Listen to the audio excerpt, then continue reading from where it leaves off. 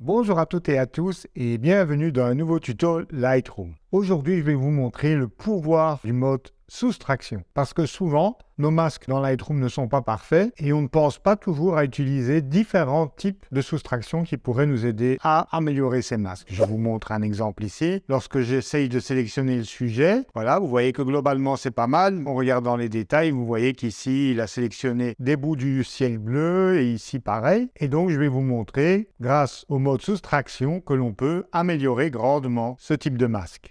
Je vous montrerai également comment vous pouvez changer la couleur d'un vêtement, par exemple, en utilisant subtilement le mode soustraction. Alors, sans plus tarder, allons découvrir tout ça ensemble.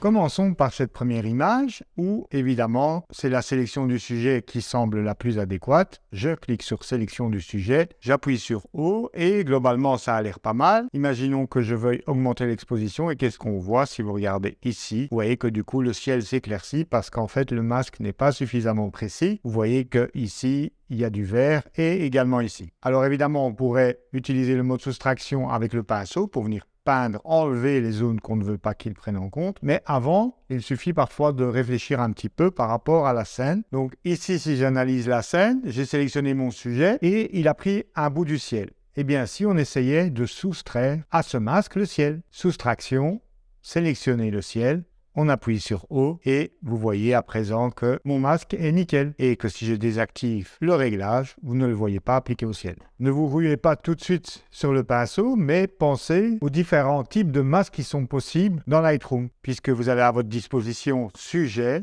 ciel, arrière-plan, objet, pinceau, dégradé linéaire, dégradé radial et gamme de couleurs, gamme de luminance. Donc vous voyez, vous avez toutes ces options auxquelles parfois il faut penser de manière un peu créative pour arriver à améliorer nos masques. Ici, allons-y, sélection du sujet, j'appuie sur O et pareil, on voit ici qu'il a sélectionné des zones de l'arrière-plan. Est-ce qu'il va ici reconnaître qu'il y a un ciel? Probablement pas, car ce n'est pas le ciel mais l'arrière-plan. On peut toujours essayer. Soustraction, sélectionner le ciel et évidemment, il vous dit impossible de trouver un ciel à sélectionner. Donc, on va essayer de soustraire l'arrière-plan. Et là, pareil, vous voyez qu'on n'a pas une grande différence. Donc, ça ne fonctionne pas. Appuyons sur O et analysons la scène. Est-ce qu'on peut tenter une sélection sur base de la couleur? Eh bien, on peut essayer. On va soustraire donc un masque de gamme de couleurs.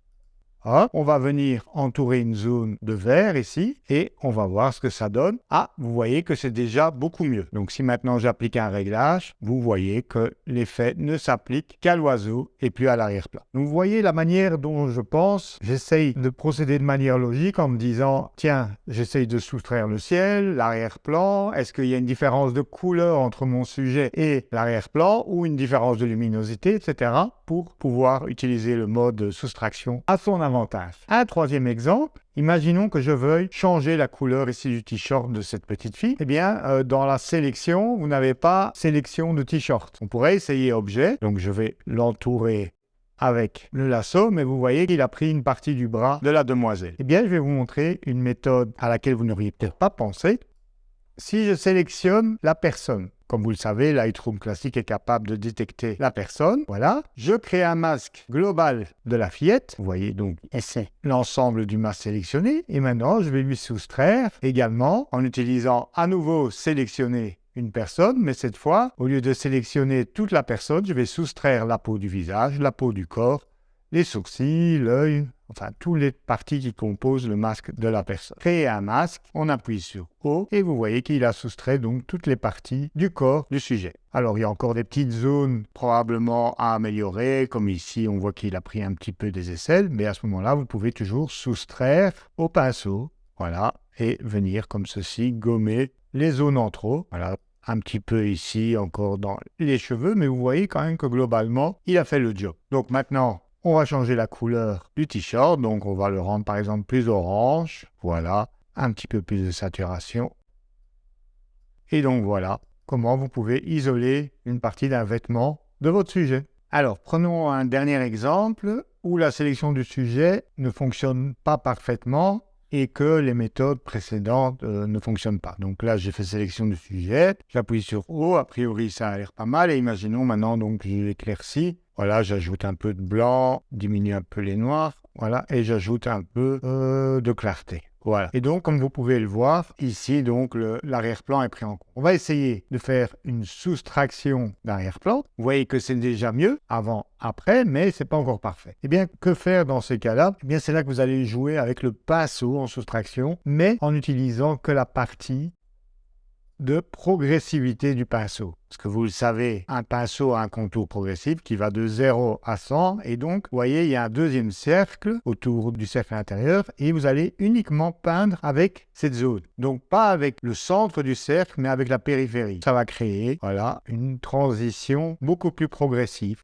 Voilà, vous pouvez comme ça parcourir tout le contour de vos sélections difficiles. Donc, essayez d'utiliser que la zone de contour progressif pour affiner votre masse. D'ailleurs, si j'appuie sur O, vous voyez, c'est gris, c'est-à-dire que c'est semi-transparent. Et donc, je vous fais un avant. Après, vous voyez que donc l'éclaircissement de l'autruche, je crois que c'est l'autruche ou un émeu, ne touche pas l'arrière-plan. Et évidemment, vous pouvez toujours venir affiner encore si vous voyez des zones récalcitrantes. Mais donc, essayez de travailler uniquement avec cette zone entre le disque interne et le disque externe. Donc vous le voyez, le mode soustraction, si on pense un peu à toutes les possibilités qui sont offertes dans les masques, peut vraiment nous aider à affiner ces derniers et les rendre beaucoup plus précis. Parce que, évidemment, les masques de Lightroom ne seront jamais aussi précis que les masques de Photoshop. Donc il faut en tenir compte en évitant de faire des ajustements trop agressifs et en utilisant donc intelligemment le mode soustraction pour affiner et donc améliorer les transitions. Voilà, à présent, vous savez comment encore améliorer vos masques. Je vous rappelle que j'ai créé pas mal de vidéos au sujet des nouveaux masques dans Lightroom, donc je vous invite à regarder les vidéos qui vont apparaître à la fin de la vidéo pour encore accroître vos connaissances et progresser dans Lightroom. Je vous remercie d'avoir regardé cette vidéo et je vous donne rendez-vous à la semaine prochaine pour de nouveaux tutos Lightroom, Photoshop et photographie.